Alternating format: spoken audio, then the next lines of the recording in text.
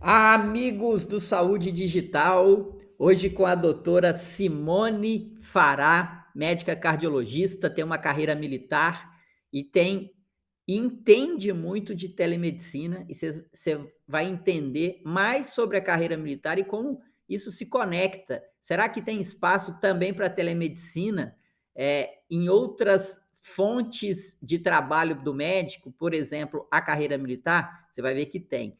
Simone, seja muito bem-vinda ao nosso podcast. Obrigado pela sua participação aqui. Queria que você começasse contando quem é a Simone, por favor. Olá, muito obrigada, Lorenzo, pelo convite. É uma satisfação, um prazer enorme estar aqui nessa comunidade. Olá a todos os ouvintes. Bom, como o Lorenzo disse, eu sou médica cardiologista, ah, moro na cidade de Petrópolis, no interior, na região serrana do Rio de Janeiro. Bom, a minha trajetória como médica, eu formei no interior, na cidade de Vassouras, na Universidade Severino Sombra, e no último ano da faculdade fui para o Rio de Janeiro, em 2004. E foi quando eu fiz o internato e segui a especialização em cardiologia, em arritmia cardíaca. Eu fiz cardiologia no Instituto Nacional de Cardiologia, depois fiz arritmia cardíaca na Universidade Federal do Estado do Rio de Janeiro. E, e segui toda essa trajetória lá, né, como médica, trabalhando tanto na parte de emergência, sempre gostei muito de emergência, e cardiointensivismo também, então sempre trabalhei em unidade coronariana. E apesar de não ter ninguém na família, né, militar, quando foi em 2008, abriu o edital para o concurso para seguir carreira militar como médica no Corpo de Bombeiros Militar do Estado do Rio de Janeiro. E aí foi quando eu fiz o concurso e ingressei na corporação. Na época, eu fiz prova para socorrista, porque sempre gostei muito de emergência, mas estava começando um projeto no Brasil e no Rio de Janeiro também, das unidades de pronto atendimento 24 horas. E nós que fizemos para uma pequena parcela só foi para o pré-hospitalar, para ambulância, né, para atendimento de rua, e nós fomos para o então denominado pré-hospitalar fixo, que era para essas unidades, que era então a porta de entrada, né, a emergência de todo o Estado. Então, essa coordenação na época era uma coordenação militar, e quando a gente entra na corporação, a gente entra como tenente, então a gente ficava como oficial de dia e responsável pelos atendimentos da população como um todo. Então, tinham equipes, né, de enfermagem, médicos, civis também, mas a coordenação digamos ali, a responsabilidade pela sala, pelos atendimentos de sala amarela, sala vermelha, eram pelos médicos militares, que a gente chama de oficial de dia. Então, nessa ocasião, foi quando eu comecei a minha trajetória aí como médica dentro da carreira militar, atendimento de emergência. E Simone, conta pra gente, assim, uma vez que você fez o concurso, foi aprovada, né? Você tem uma hierarquia a ser seguida e um avançar de carreira. Queria que você contasse um pouquinho dessa hierarquia e até onde que o médico pode chegar dentro da corporação militar. Ótimo. Então, para ingressar, a gente tem que fazer, como carreira, né, que existe um militar temporário também, mas como eu fiz para seguir carreira, a gente faz uma prova, como se fosse uma prova, um vestibular, né. Então a gente faz, uma prova teórica inicialmente, e depois, aprovada nessa etapa inicial, a gente vai para teste de aptidão física, né, fazer todas aquelas avaliações físicas, avaliações médicas, e depois a gente passa um período num treinamento técnico, médico, mas também um treinamento militar, dentro do centro de instrução da corporação. Então, a gente fica um período lá antes de começar a atuar, mesmo o que a gente chama na ponta, né, na assistência, no atendimento à população. Então a gente começa, o médico começa como oficial, tenente, e depois vai a capitão, depois major, tenente-coronel e coronel, que a gente chama de coronel full, que seria o final, assim, a última patente a, a terminar, digamos, a carreira militar, né, a seguir. Então a gente, como tenente e capitão, a gente fica muito mais nessa parte assistencial de atendimento e tanto a população como socorrista, quanto dentro da corporação, né, a gente tem uma unidade hospitalar, a gente tem as policlínicas, então a gente também na função de médico, a gente atende aos militares da corporação, né, e seus dependentes, então tem essa outra atribuição. E a partir de major acaba indo mais para uma função administrativa, né, quando a gente vai passar para outras patentes, por exemplo, de capitão para major, a gente tem que fazer um curso, que é um curso de aperfeiçoamento para oficial. Então, tem toda essa trajetória também que a gente se atualiza, né, e faz cursos para poder ir seguindo nesse quadro de acesso, né, de promoção. E Simone, então à medida que você vai subindo de patente, você tende a alcançar cargos mais administrativos e nem tanto assistenciais, né. Essa é mais ou menos uma regra. E aí, nem todos os médicos querem e precisam e fazem essa trajetória, de carreira, né, indo para a parte administrativa. A minha pergunta enquanto você está na parte assistencial, quantas horas, em média, o médico tem que se dedicar? E se ele vai para a área administrativa, ele teria que ser full time ou não?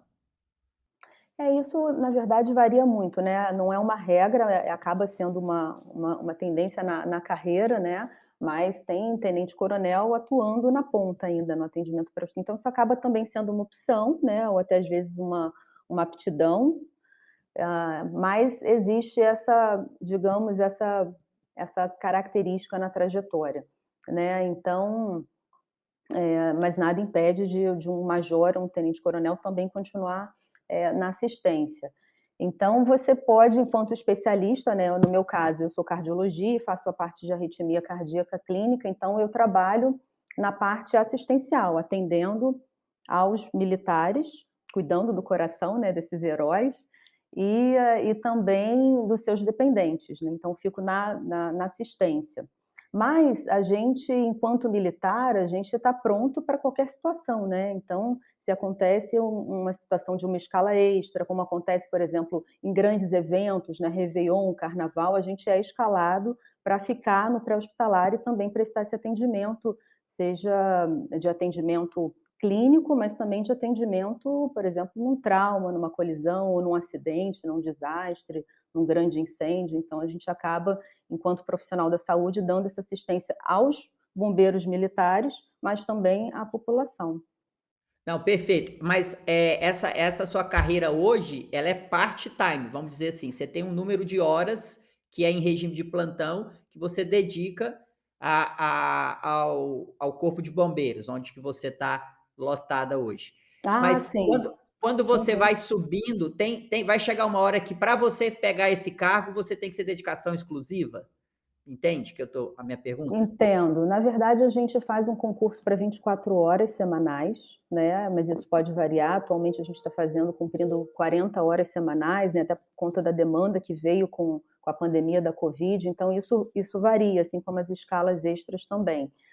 Mas, quando, acontece de assumir um cargo de gestão, de diretoria, isso pode acontecer, de ter uma demanda de carga horária, né, maior, né. Mas para o médico isso acontece muito para o combatente, né, para o oficial que segue a carreira militar como combatente. Para o quadro da saúde, a gente acaba tendo uma carga horária menor e tendo a nossa vida fora, né, da corporação. Então, atuando como médico militar, mas também atuando como médico civil, né, então dividindo essa carga horária. Mas no geral é isso, mas essa carga horária ao longo da trajetória ela pode mudar sim. Tá claro, entendido. E Simone, você é de Petrópolis, né? Trabalha o seu consultório, arritmologista, na cidade de Petrópolis, e recentemente tivemos uma triste tragédia, e você estava trabalhando, você estava atuando, no Corpo de Bombeiros no dia da tragédia. Queria que você trouxesse um pouco da sua experiência ali, para passar um pouco para os colegas, que às vezes o quanto que o médico, o socorrista, o profissional de saúde é importante, ocupar essas áreas, né, e o quanto que a gente precisa destes profissionais nestas áreas, né, Simone? Traz um pouquinho daquela situação, você estava de plantão, como que começou, aí começou a chover muito, e como que foi o desenrolar? Na verdade, a gente nunca imagina, né, a gente nunca sabe o momento que a gente vai passar por uma situação como essa, né, Lorenzo. E foi recente, né, foi dia 15 de fevereiro, foi uma terça-feira, então eu estava de serviço no quartel, aqui em Petrópolis, e atendendo aos meus pacientes, né, aos militares, e uma época em que estava chovendo muito, né, então já era habitual por volta de 4 horas da tarde a gente ter essa chuva, e não foi diferente nessa terça-feira, só que choveu muito, né, como todos sabem, num volume de água num período muito curto, então quando a gente começou a ver aquilo, a gente já viu que estava diferente, né, então a gente já começou todos que estavam ali de serviço naquele dia, né, começou a se organizar, a se movimentar, mas foi muito rápido, foi uma questão de poucos minutos, e a gente já estava praticamente que ilhado, como toda a cidade, né, e num horário de muito trânsito de pessoas, né, saída de escola. Naquela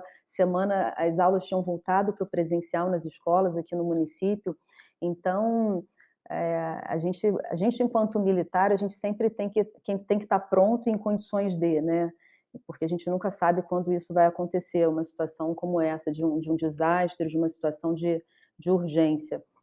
Então, quando foi por volta de umas 5, a gente já parou o atendimento, né, a parte da saúde, porque a gente tem odontologia também, e a gente já trocou de farda, já colocou a farda de prontidão e fomos para o atendimento, né.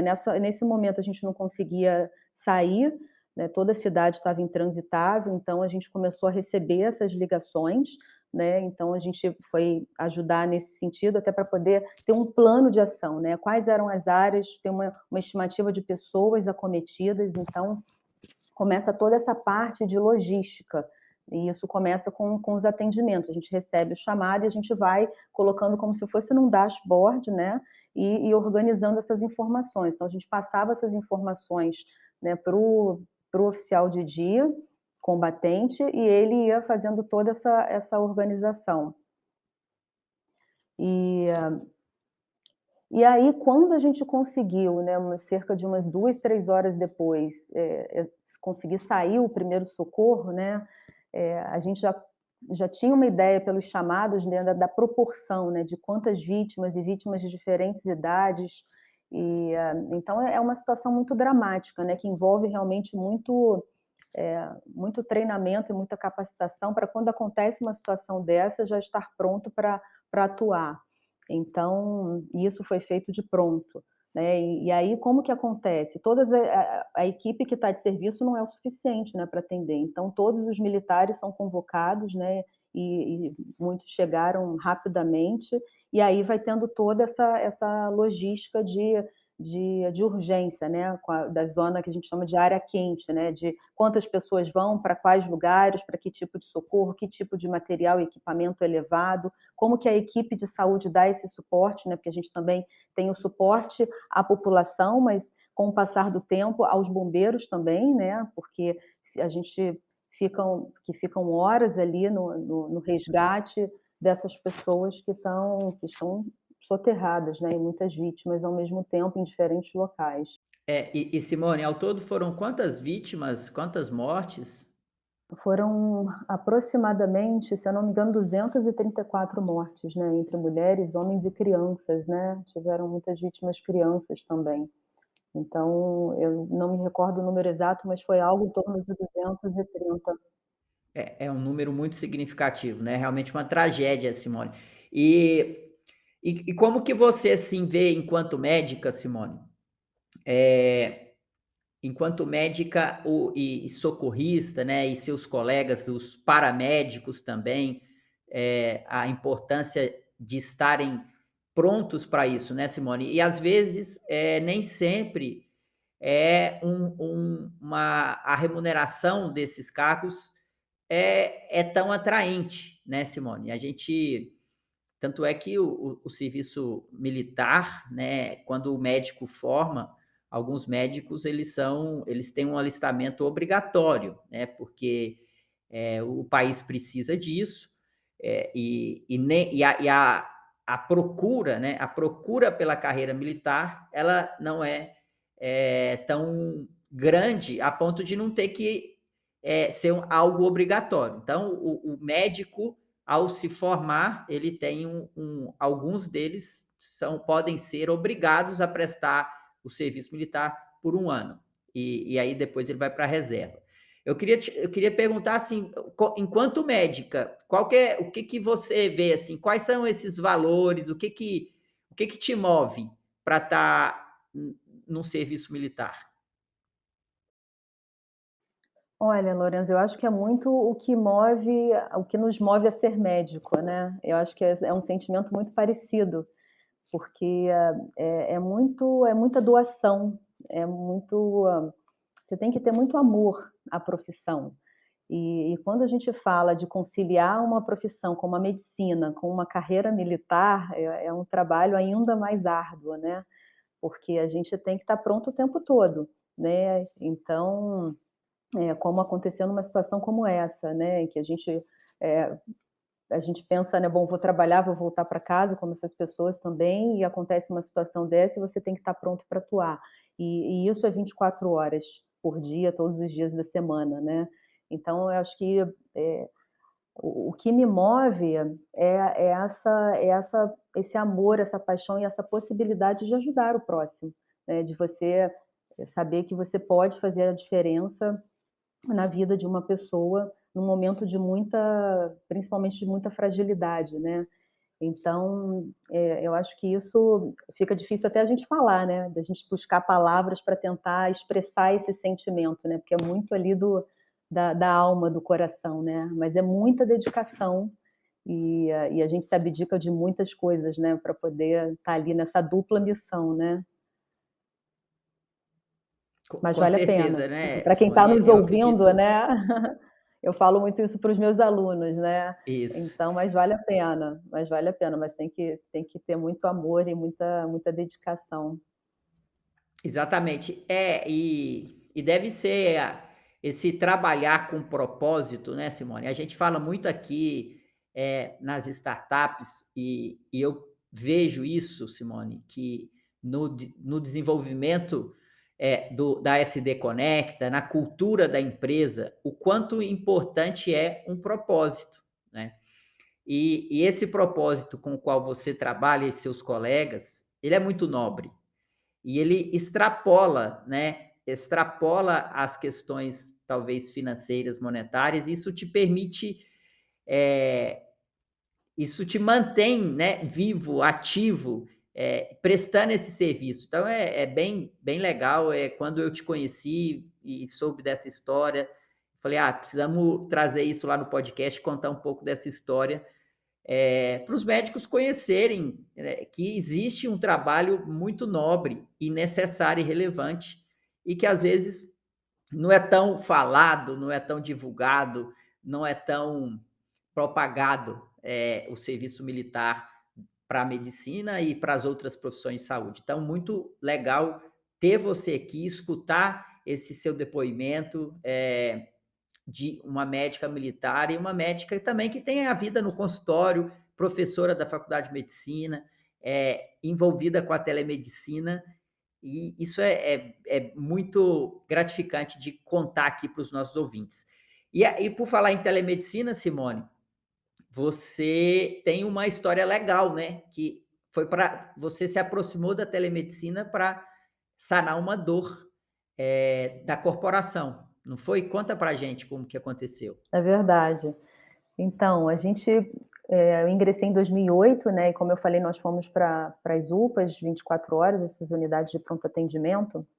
E lá surgiu uma demanda, né? Principalmente na cardiologia. A gente sabe que a prevalência de atendimento de dor torácica é muito alto e não tem como se ter o especialista em todas as unidades, né?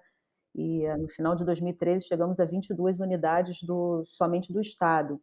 E aí houve essa demanda em 2009 e houve uma reunião. Bom, precisamos ter esse apoio no suporte aos médicos que atendem esses pacientes com quadro cardiológico. E aí a gente criou essa primeira, que na época a gente chamou de central, né? Foi uma central de consultoria cardiológica. Então, eu e mais 4 colegas ficávamos, além dessa assistência na UPA, né, do atendimento, a gente tinha 12 horas extras em que a gente ficava nessa central. E como que funcionava isso? Na época a gente estava fazendo telemedicina e não sabia, né? Então, a gente ficava dando suporte em tempo real aos médicos da unidade, na verdade, fazendo uma teleinterconsulta, uma troca de informações entre médicos do paciente que chegava lá. Então, por exemplo, chegava um paciente com uma dor no peito, o médico atendia, via o eletro, bom, tinha dúvida, ele tinha um cardiologista ali em tempo real e ia discutir esse caso com a gente.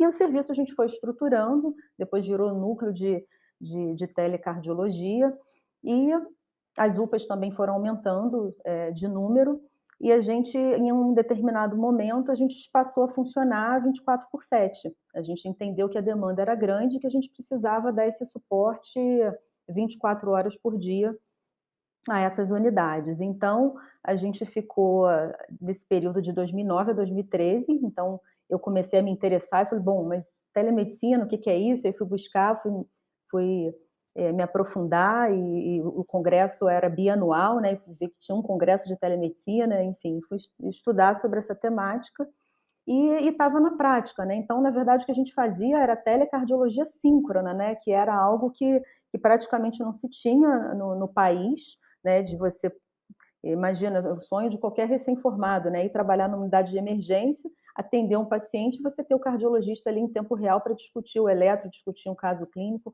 E além da gente fazer essa discussão em tempo real, a gente também fazia o acompanhamento desse paciente. Então, a partir do momento que a gente identificava, a gente planilhava esse paciente, a gente fazia como se fosse um round, né? Um acompanhamento até o desfecho desse paciente, seja alta ou transferência. E aí, quando foi em 2015, surgiu o primeiro mestrado em telemedicina e telesaúde no Brasil, na UERJ, na Universidade do Estado do Rio de Janeiro, e eu acabei aplicando na segunda turma, né? Eu fui a primeira médica a ter o título em telemedicina no país, e aí foi quando eu me aprofundei mesmo, né? Já tinha vivência prática, e aí foi quando eu fui imersar na teoria e estudar.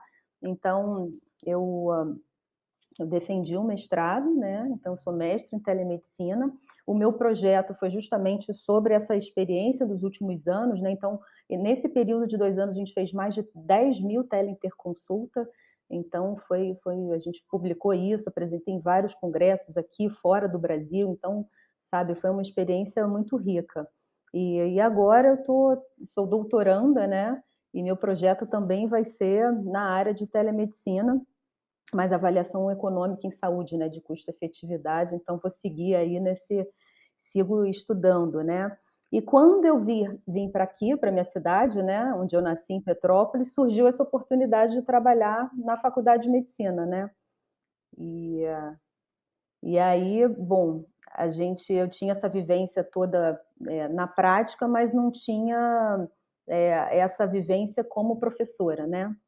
Então, apesar de já ser mestre, sempre gostei, sempre dei curso, sempre dei aula, e aí foi esse novo desafio, né? De receber esse convite aqui pela Faculdade de Medicina de Petrópolis, e que para mim foi um convite muito, muito feliz, né? Porque sempre quis atuar nessa área. E aqui, né, não tinha nenhuma disciplina, né, como em muitas universidades ainda não tem, sobre a temática de telemedicina, né?